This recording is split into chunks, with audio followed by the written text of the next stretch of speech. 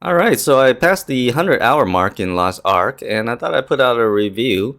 I've been waiting for about 4 or 5 years for this game since I first saw gameplay of it way back when. And was it worth the wait? Definitely. When it comes to the combat and the sound design, it's absolutely amazing. The story is very forgettable, but before that, let's take a look at the ultra-wide support.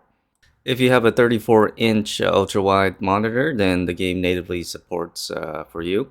The only black bars I saw was during the pre-render cutscene early in the game, but that was it.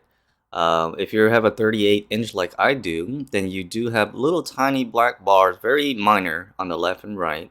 But I don't even notice when I'm playing. I forget that it's even there, unless I'm directly staring at it. Unfortunately, if you're 32 by 9 user, you will have nasty black bars on the left and right, and I don't think there will be a fix for it because this game runs a anti-cheat in the background, so it prevents any injection in the executable. So unfortunately, 32 by 9, you're gonna have black bars. Right, so the game's been out for a few years now in Korea, and so we've got a ton of content dropped on us on release. A lot of it is the main story quest. Unfortunately, it's the story is really boring and forgettable. You're gonna be skipping a lot of it. I see a lot of people skip it. I kind of skim through the major plot lines just to get the gist of it, but for the most part, I do skip it too because there's gonna be a lot of dialogue, a lot of reading, and it's not engaging. So a lot of people skip it. I'm guilty of that as well. What keeps me playing, and I'm sure a lot of people as well, is the amazing sound design and the excellent combat. Everything feels so weighty and accompanied by that sound design. It just absolutely makes the combat stands out. So all the characters' animation are really well animated, and their sound design are really unique. Often when I'm grouping, I'm looking at other players pulling off their abilities, and I'm just in awe a lot of the time when they're pulling just basic attack, but it looks really good.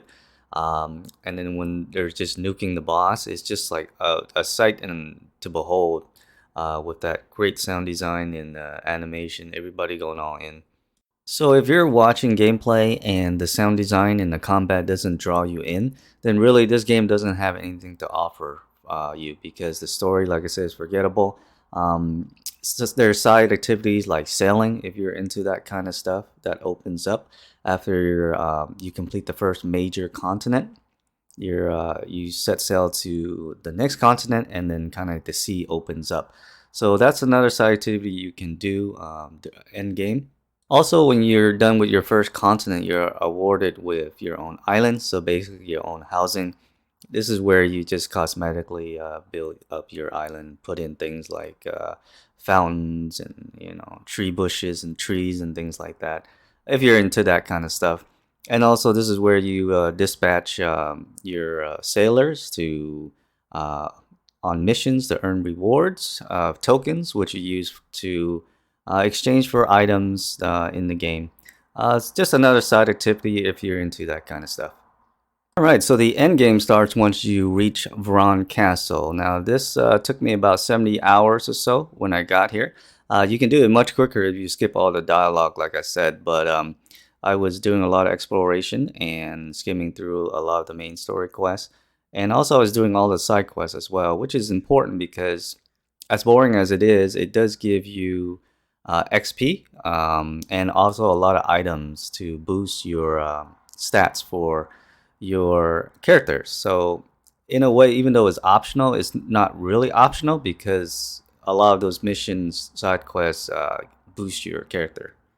All right, so the first major end game you're going to be doing a lot is Chaos Dungeon. Basically, the game just throw a ton of enemy at you, and you just kill them until your percentage goes up. And then after you reach a certain percentage, a new portal will open up, and once you enter, the timer resets, and then you do it again until you reach 100%.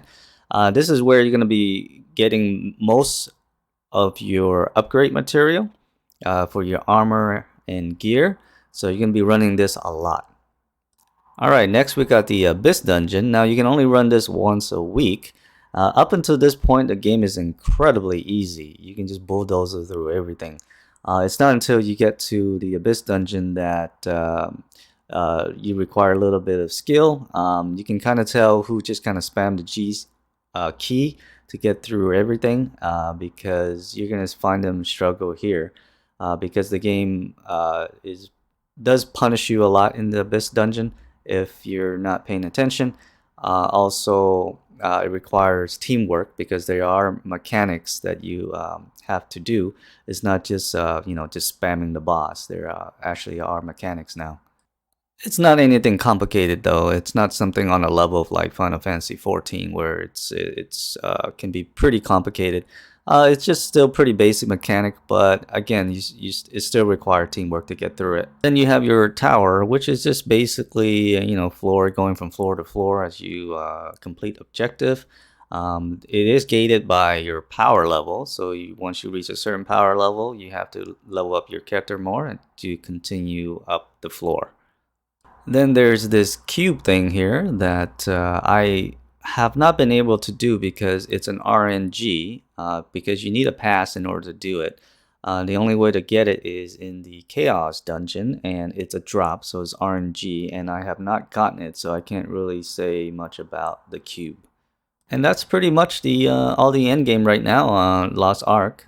Chaos Dungeon, you can run it as much as you like. The Abyss Dungeon, you can only do it once a week. The cube is RNG base. The tower is gated based on your power level. And then Boss Rush is just Boss Rush. And then the cube is RNG, whether you enter or not. So that's it. In the meantime, when you're doing end game stuff, you can also complement it with continuing with the main story quest, which when you get to Ron Castle, you're probably only about 50% done with what the game has to offer. So, or you can mix it up by going sailing, going and exploring all the islands, which I enjoy very much if you're into that kind of stuff. So that's pretty much after 100 hours. That's kind of my review for Lost Ark. I'm going to continue playing it because I enjoy the combat so much and the sound design. And we don't even have all the classes yet from Korea, so yeah, content. Also, I should touch up on there is a card system in this game too, and you collect cards along the way when you're doing missions and loot drops from bosses and things like that. And basically what the cards do is when you collect a deck, it gives you kind of like bonuses to defense and certain elements, boost your stats, your HP and things like that. It can kind of be an addicting aspect if you're into card collecting, but as of right now, I haven't found it kind of being a necessity. I just kind of slap on the cards that gives me a little bit of bonus, but I don't really see it being integral right now. Maybe later, much later into the end game content stuff. But for right now, just know that there is a card system, and it's kind of fun to collect them. Alright, so that's my review of Lost Ark after 100 hours. If you enjoyed the video, give me a like and consider subscribing. Thanks for watching, and I'll see you on the next video. Take care. Peace out.